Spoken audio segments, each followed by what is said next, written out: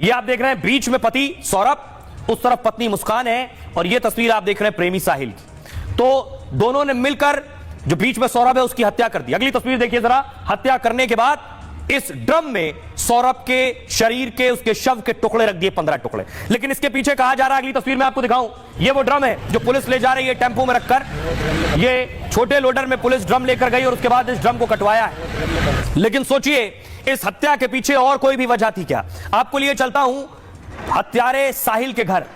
ये आप देख रहे हैं मुस्कान के प्रेमी साहिल का घर है ये। इस घर में साहिल रहता था और हत्या करने के बाद सर लेकर, पति का सर लेकर इसी घर में आई थी मुस्कान। अगली तस्वीर में आपको दिखाऊं, घर के अंदर लेकर चलता हूं। घर पे देखिए क्या लिखा है, नमक स्वाद अनुसार और अकड़ औकात अनुसार। घर का दरवाजा खोलिए, अंदर चलिए जरा। घर के अंदर देखिए क्या क्या है। ये घर के बाहर पोस्टर लगा हुआ है और घर के अंदर देखिए एश ट्रे जिसमें भूत नजर आ रहे हैं आपको।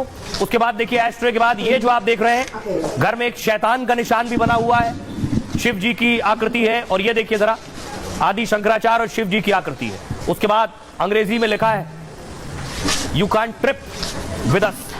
ये सारी चीजें ये देखिए, ये जो आप देख रहे हैं घर में बनाई हुई तस्वीरें जो साहिल ने बना रखी थी।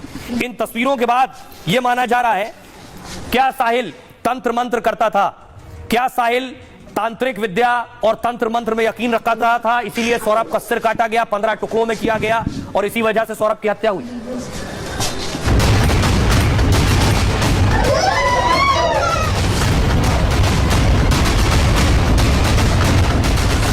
मेरठ में 15 टुकड़े वाले मर्डर को लेकर हैरान करने वाले खुलासे हुए हैं। सवाल उठ रहे हैं क्या मेरठ के मर्डर के पीछे प्यार में धोखा, वहशीपन और तंत्र मंत्र का पूरा जाल था, और क्या मुस्कान ने जानबूझकर साहिल का इस्तेमाल किया?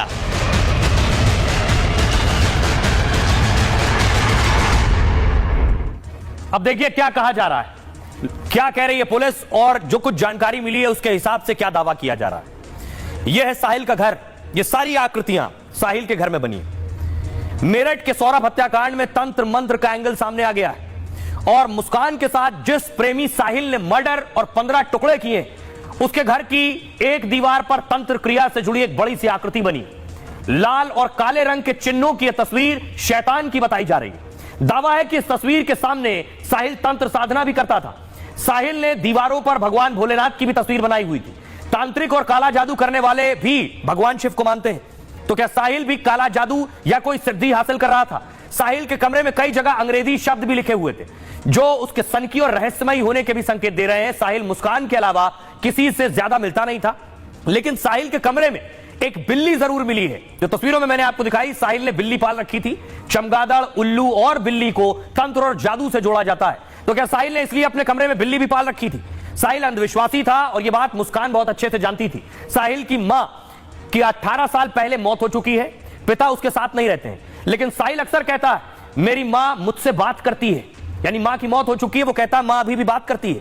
पुलिस को शक है मुस्कान ने इसी बात का इस्तेमाल किया है। मुस्कान ने स्नैपचैट पर उसकी मां के नाम से ही एक फेक फर्जी अकाउंट बनाया। उसमें मुस्कान से मिलने और सौरभ को हटाने की बातें लिखी हुई हैं। फिर कहा साहिल तुम्हारी मरी हुई मां अवतरित हो गई है। कहा कि मेरा बनने के लिए सौरभ का वध करना पड़ेगा। मां के आदेश की बात सुनकर साहिल तुरंत राजी हो गया। और आइए अब आपको सुनवाता हूं, सुनिए जरा नानी क्या कुछ कह रही हैं और पुलिस क्या कह रही है। लड़की के घर जाता होगा तो हकीकत लड़की को पिलाता हो चाहे तो खुद पीता हो चाहे कुछ भी जो वो लड़की के घर कहाँ लड़की रहती है उसके घर ही जाता था। ऊपर उसका कमरा करता होगा नौकर में, ये नहीं कह रही सब आदमी कर लेता है, नौकरी कर लेता है, ये नहीं कह रही कि नहीं करता का कर लेता है पास में। ये है काम क्या करे जो कहाँ से पैसे लाते हो, क्या काम करे? अरे मैं बताता रही हूँ, कुछ लैपटॉप पर कुछ काम करता था। जो साहिल है तो उसको गुमराह करने के लिए, अपने कब्जे में करने के लिए कई बार इसको ऐसा शो करती थी कि इसकी माँ अवतरित होकर आई है या भगवान शिव मेरे से बात कर रहे हैं, और तो हो सकता हो ये कहानी भी बना रहे हैं अपने आप को बचाने के लिए। इन सभी तथ्यों की जांच की जा रही है। एक सर इसमें स्नैपचैट का जिक्र किया गया था, तो वो अकाउंट डिलीट हो गया है या अभी चल रहा है? ये सारे अकाउंट है, अकाउंट से मैसेजेस डिलीट हैं इनके। जो मुस्कान है, मुस्कान ने अपने नाम से, अपनी माँ के नाम से और अपने भाई के नाम से फर्जी आईडी बनाई थी जिसके माध्यम से वो लगातार साहिल से बात किया करती थी। आइए अब आपको दिखाऊं। सवाल यह है कि आपने साहिल की नानी को सुन लिया, लेकिन एक तस्वीर देखिए जरा। ये मुस्कान और सौरभ की तस्वीर है। दोनों कहीं बाहर गए थे, साथ में डांस कर रहे थे। इस तस्वीर को देखकर बिल्कुल ऐसा एहसास नहीं होगा कि ये मुस्कान साहिल के 15 टुकड़े कर सकती है। और उसके बाद देखिए जिसके साथ डांस कर रही थी उसके 15 टुकड़े करके इस ड्रम में रखे थे। और ये जो बैग देख रहे हैं, पुलिस ने उसके बाद ड्रम को काटा है। ड्रम को काटने के बाद सीमेंट निकला है और शव के टुकड़ों को इस काले बैग में रखा गया है। लेकिन ताज्जुब की बात यह कि पति का सिर लेकर मुस्कान प्रेमी के घर चली गई थी। पूरी कहानी मैं आपको बताता हूं। मेरठ के दिल दहला देने वाले मर्डर में कई खुलासे हुए।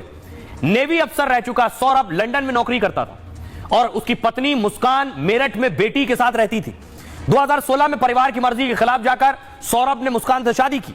नेवी और लंदन में नौकरी के चलते वो मुस्कान से दूर रहने लगा। मुस्कान को यह बात पसंद नहीं थी कि वो रिश्ता खत्म करना चाहती थी। दोनों की दोस्ती हुई और फिर दोनों एक दूसरे से प्यार करने लगे। मुस्कान और साहिल दोनों सौरभ को रास्ते से हटाने का प्लान बनाने लगे। सौरभ लंदन से कुछ दिन के लिए छुट्टी में भारत आया। दोनों ने उसका कत्ल कर शव ठिकाने लगाने की तैयारी की। मुस्कान ने ऑनलाइन पैकिंग बैग और ब्लीचिंग पाउडर खरीदा। साहिल और मुस्कान ने चिकन काटने वाले 2 चाकू भी खरीदे। फिर खाने में नशा देकर एक दिन सौरभ को सुला दिया। फिर बेरहमी से दोनों ने पहले सौरभ के सीने पर वार किया। बेरहमी से कत्ल के बाद अब बारी शव को ठिकाने लगाने की थी। दोनों ने सौरभ के हाथ और सिर काटकर बॉडी के 4 टुकड़े किए। पहले इन्हें पॉलिथीन में पैक कर ठिकाने लगाने के लिए रात में घूमते रहे कि इन्हें कहां फेंका जाए, कैसे ठिकाने लगाया जाए। जब ठिकाने नहीं लगा पाए तो साहिल के घर चली गई मुस्कान। वो सर लेकर, वो बॉडी लेकर और वहीं सो गए। मतलब पति के कटे सिर के साथ प्रेमी के घर मुस्कान चली गई।